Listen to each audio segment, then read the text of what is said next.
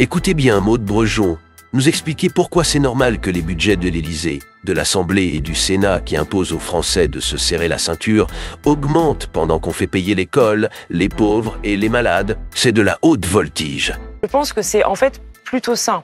Du reste, qu'il y ait des augmentations dues à l'inflation, comme c'est le cas pour l'ensemble ou pour une grande majorité des budgets de l'État, ça peut aussi s'expliquer sans balayer les questionnements que ça peut susciter.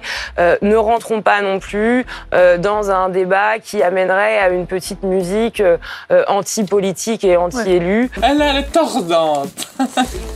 C'est difficile d'être député. Hein. Oh là là, qu'est-ce qu'on rit avec cette dame, hein? En rapport au budget de l'Assemblée en hausse, Maude Brejon nous dit qu'elle ne voudrait pas laisser penser que ses collègues à l'Assemblée sont des privilégiés. Non, ce n'est pas le cas.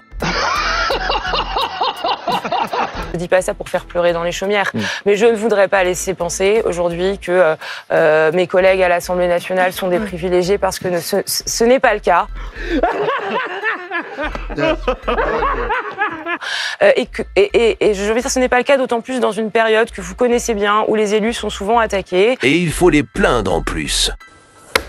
La journaliste pose une question intéressante. Un retraité à qui on explique que pendant 6 mois, il doit renoncer à la revalorisation de sa retraite. Comment on lui fait passer l'idée que, par exemple, à l'Assemblée nationale, cette année, il y a 10 millions de plus?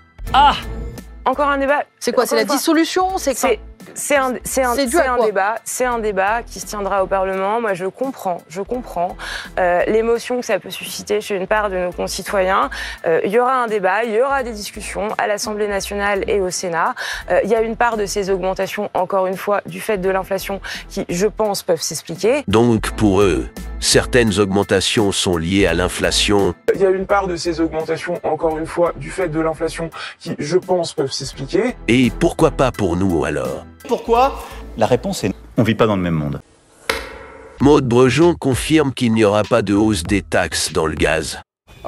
Mais le problème, c'est qu'aujourd'hui même, le média Les Échos confirme que la TVA sur les abonnements au gaz et à l'électricité sera multipliée par 4 l'an prochain.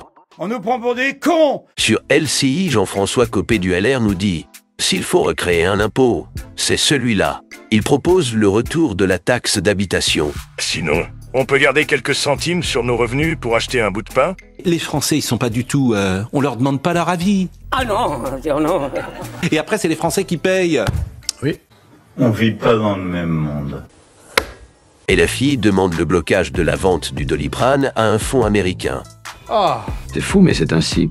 Petit à petit, LFI s'affirme comme bien plus patriote que le Rassemblement national. C'est rare qu'ils aient des bonnes idées et que je sois d'accord avec eux, mais là c'est clairement une nécessité. LFI ou pas, c'est du bon sens. Moins de viande, nouvelles protéines, insectes. Que mangerons-nous en 2050? Ça y est, ça recommence. Ils sont déjà en 2050.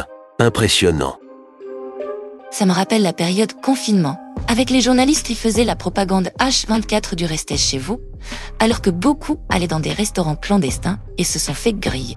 Rebelote avec les insectes. Ils font maintenant la promo des insectes pour les gueux, après avoir promu une politique qui détruit l'agriculture et l'élevage français. Mais eux resteront à l'entrecôte. Et moi aussi. Non merci.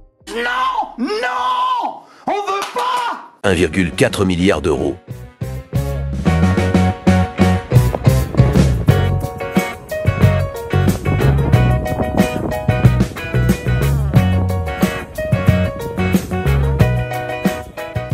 Franchement, et les PNJ, ceux qui acceptent les programmes de la lucarne sans réfléchir, ils ont dit oui, pas de problème. La scène est propre pour aller faire trompette les experts, ils l'ont dit.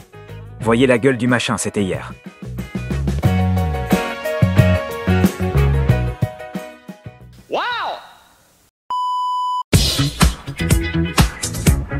Bienvenue à tous sur Cool News TV, où chaque jour est une parodie, des nouvelles fraîches et des punchlines typiques en taquine le pouvoir et politique. Laissez-vous porter, c'est la soirée funk. C'est dans la satire, pas de place pour la trunk, avec humour et vite.